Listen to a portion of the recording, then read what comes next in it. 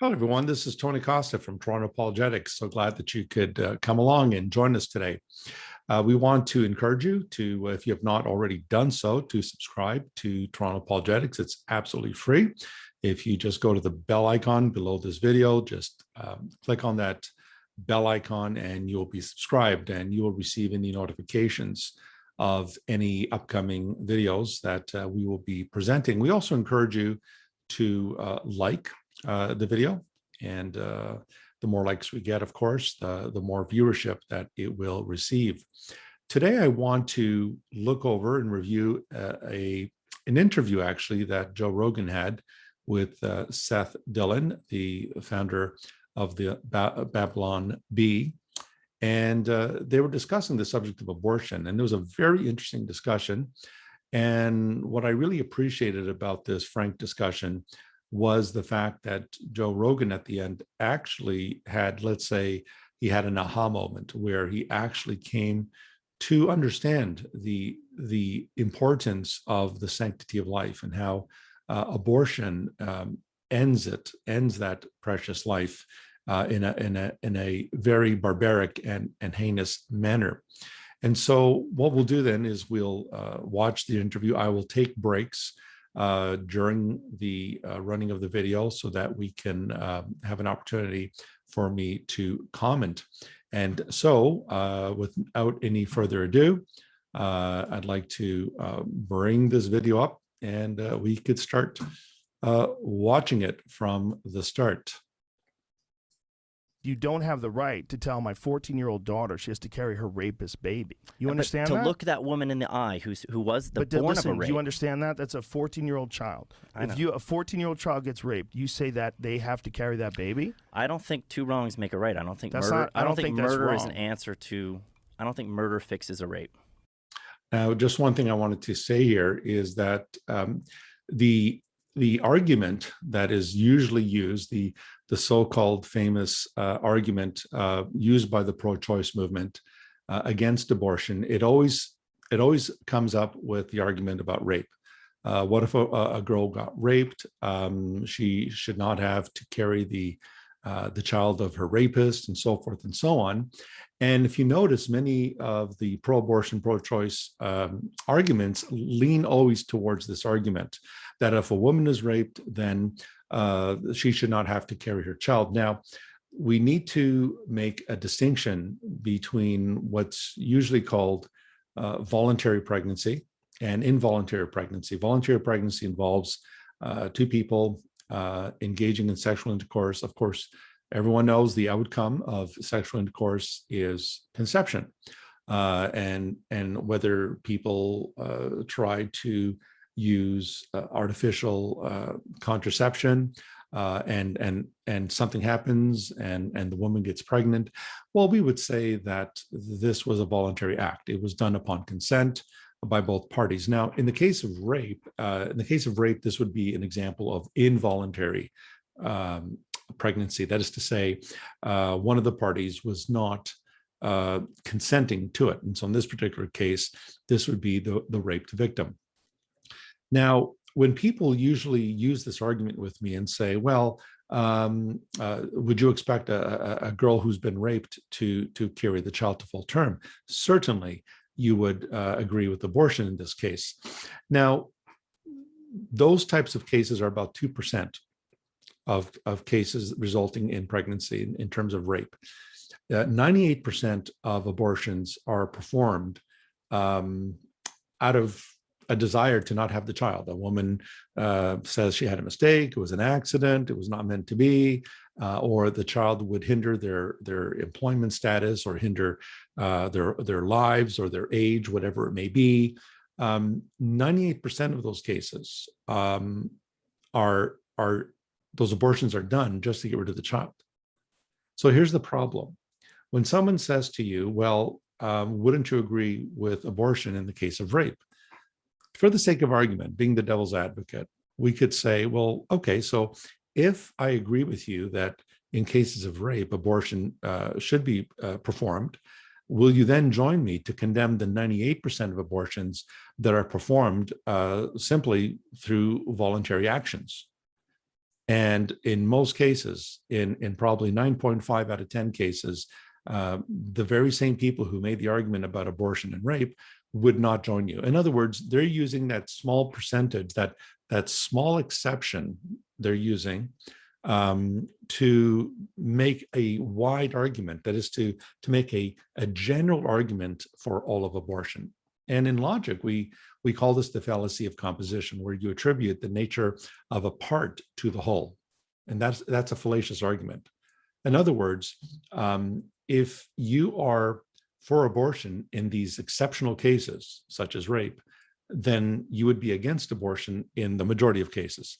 And what you find, folks, is that this is generally an argument that they use simply to advocate for abortion. They really don't care about the termination of a child's life in the womb. Now, if you notice what happened here when Joe Rogan brought up the question of, well, what if my 14-year-old daughter was raped? Should she not be entitled to an abortion? Now, what Seth Dillon says here, of course, is that two wrongs don't make a right. And what does he mean by that? Well, rape is definitely a moral evil, but so is murder. So is the termination of a life. So in this particular case, a lot of women would say, well, you're not a woman. Well, it's interesting. We've been told all along that we don't know what a woman is, but when it comes to the abortion debate, we all know what a woman is. So there's an inconsistency there on part of the left and in the woke left, that while they would argue that you're not a woman to argue for the sake of women, well, how do you know that? Well, maybe I identify as a woman. Isn't that what transgenderism is about? That I am whatever I think I am. So if I identify as a woman, can I speak against abortion? So you see where this all goes. It ends up being a moral mess.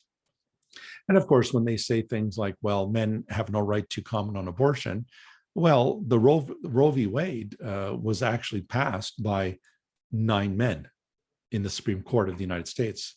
So based on that argument, we should have gotten rid of Roe v. Wade a long, long time ago, at least 40 years ago, or at least 50 years ago, because he was ruled on by 9 men.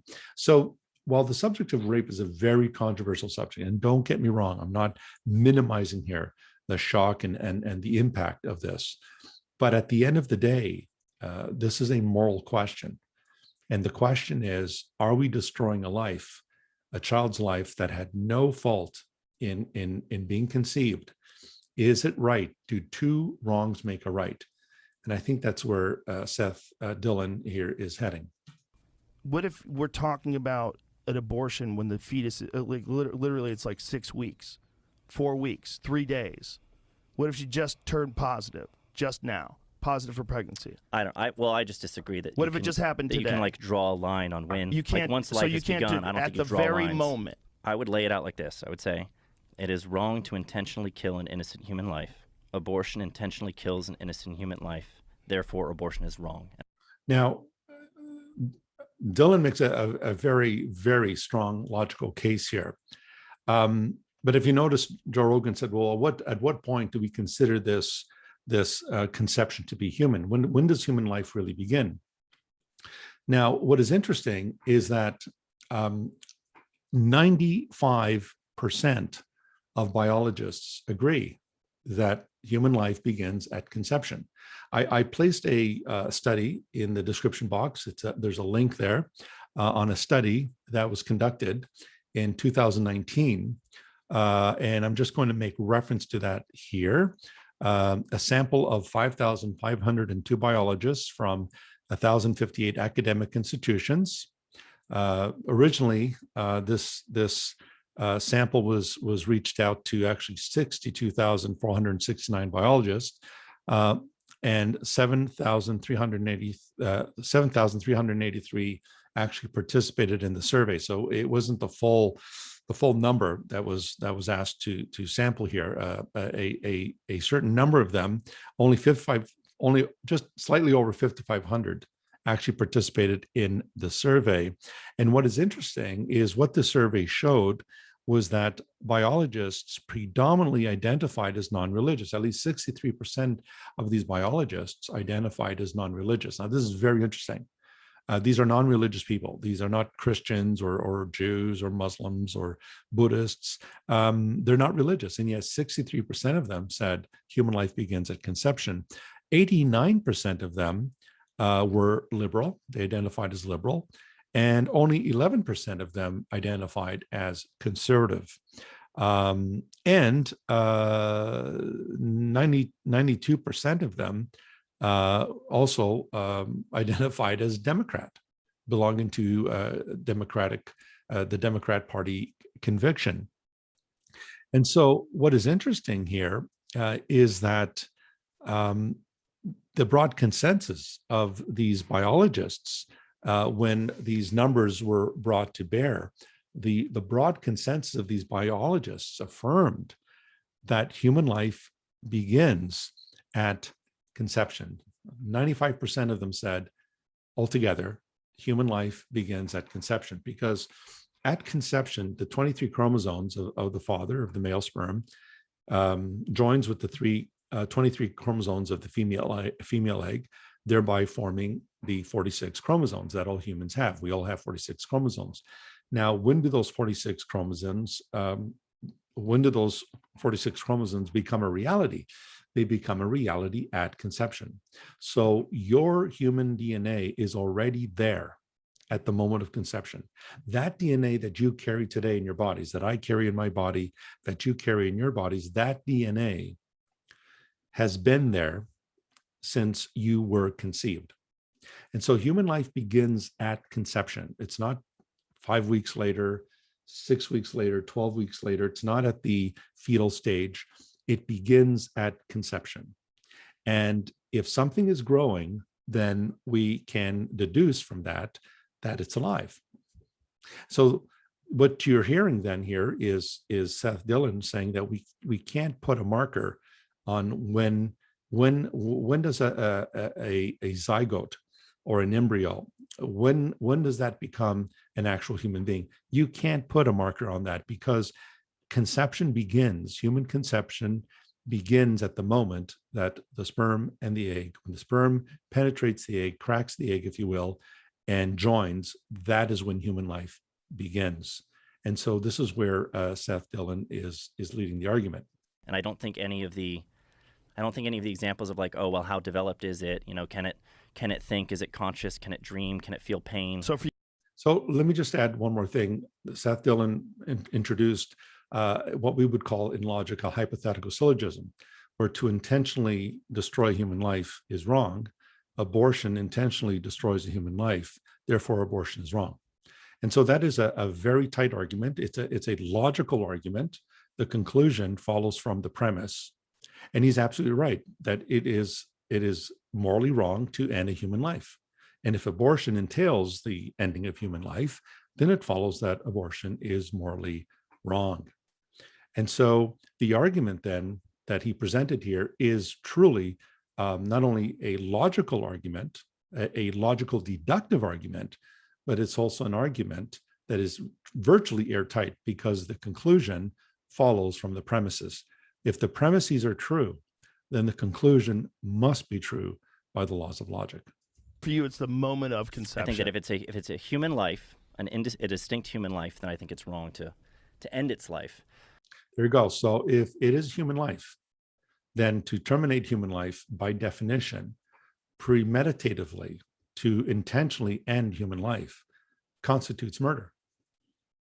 And that is why abortion has historically, in the history of the church, of Christianity, and other religions as well, historically, abortion has been understood to be murder.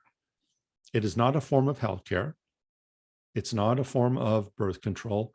Abortion involves the termination of human life. And the termination of human life, legally speaking, is the very definition of murder. What is murder? The intentional termination of someone's life through violent means. And abortion is a violent means of ending an innocent human life.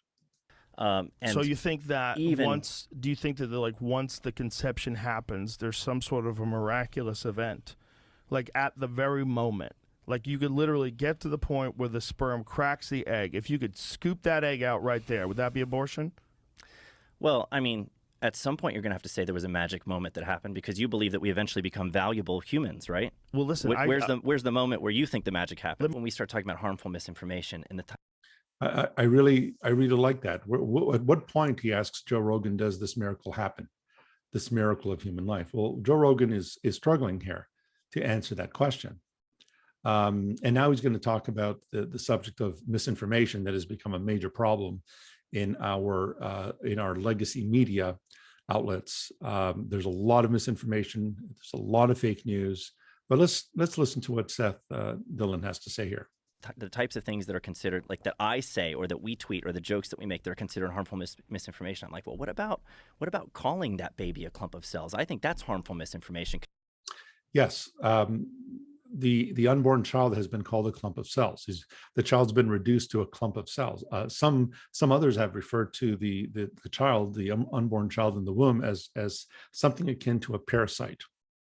A parasite. That is misinformation. Not only is that misinformation, it is outrightly scandalous to say something like that about a human life. And let's consider for a minute even the fact that feminists claim to stand up for women's rights. You have the Me Too movement, and they're claiming we stand up for women's rights. But yet abortion terminates the life of little girls. It terminates the life of females. And in some cultures, particularly in China under the one-child rule, many girls were aborted or simply given up to adoption. I know that for a fact because I witnessed it myself. Orphanages in China with primarily girls. And in some other cultures, they will get rid of girls because they're expenses. In countries where you have dowries, for example, in India, where if you have a daughter and she gets married, there has to be a dowry given and so forth and so on. And so some families think, well, having girls is culturally disadvantageous. And so they decide to abort girls. And so to refer to an unborn child as a clump of cells is just absolutely demeaning and downright offensive as well. Since the left is always talking about being offended and offensiveness and offensive language, it's highly offensive to refer to a child, an innocent child, as a clump of cells in his or her mother's wombs. Because then you're encouraging people to kill it like it's nothing when it's actually a human life. So by reducing the child to just a clump of cells, Seth Dillon is absolutely right. It dehumanizes the child. It dehumanizes, it takes away the humanity of that living being. And so by saying it's a clump of cells, well, the communication is, well, if you get rid of it, then it's no different than getting rid of a skin tag on your body. And so what you end up doing is you end up simply removing the dignity of that human being by dehumanizing it and thereby condoning its destruction. This is very similar to what Adolf Hitler did in Nazi Germany when he referred to the Jews as non-human, when he referred to the Jews as vermin. That made it in the minds of many Nazis, it just made it much easier to get rid of them. Well, if they're not really human, if they're subhuman, then getting rid of them or killing them is no great crime. It's no great evil. The Japanese did the same thing during the Second World War, where they referred to prisoners of war or those who are not Japanese. They were referred to as simply logs, just logs to be experimented with and disposed of. And that's why in Japan and also in Nazi concentration camps, many of these Jews and others, these so-called subhumans, were treated with horrific medical experimentations. And that's what happens when we demonize a set of people. We dehumanize them and demonize them.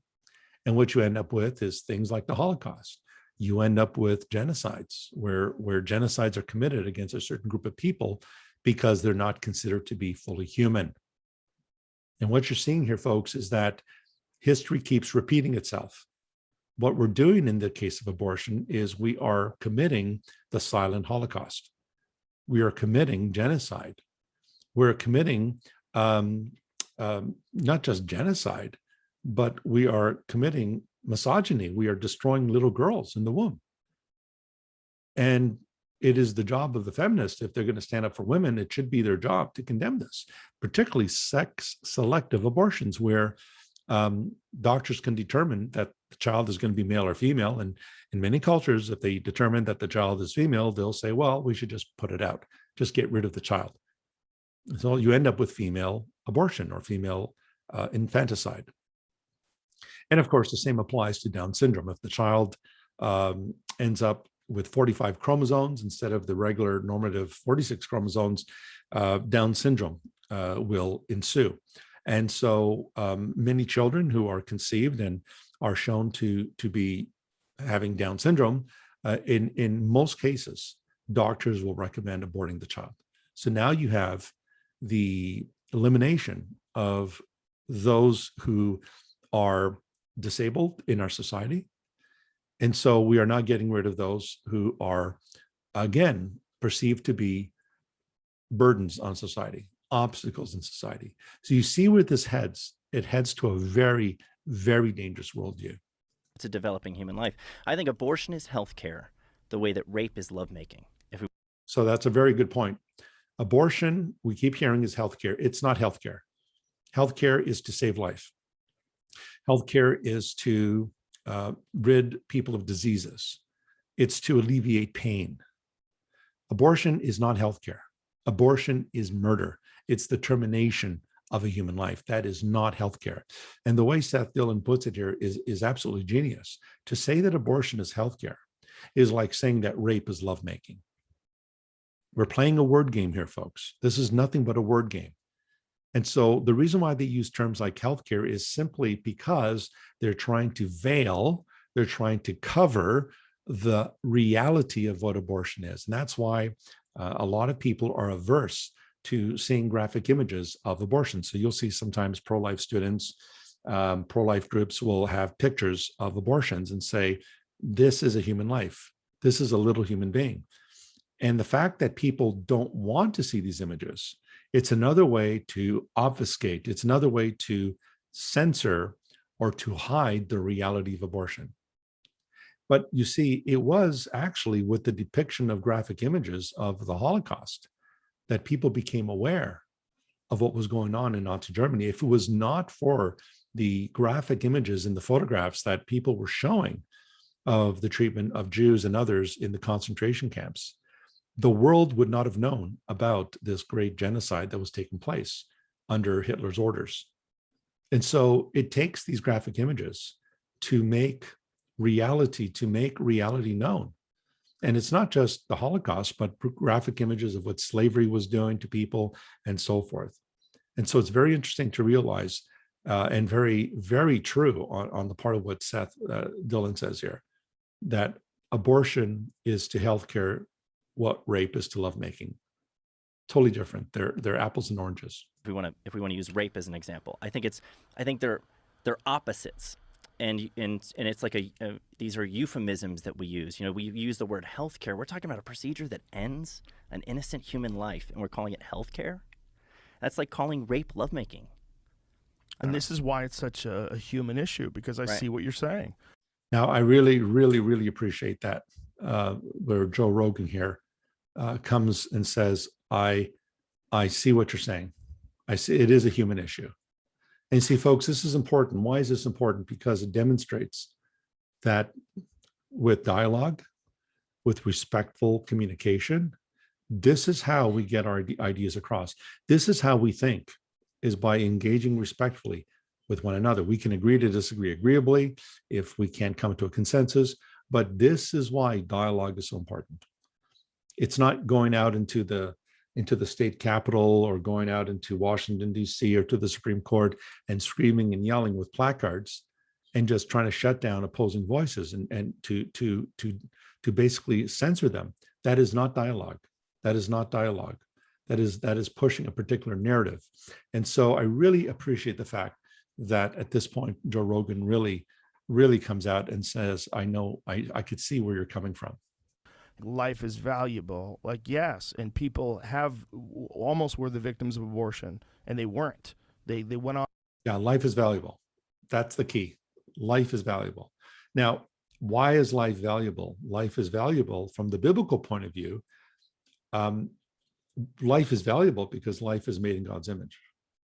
And so we call this the sanctity of life. The sanctity of life derives from the fact that we are made in God's image.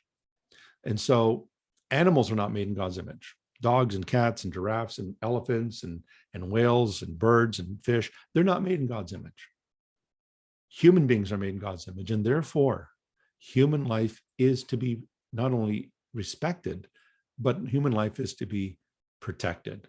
And it's only in a biblical worldview that we see this idea. In an atheistic worldview, we're all animals. There's no difference between a puppy, a chimp, a baby chimp, and a human being.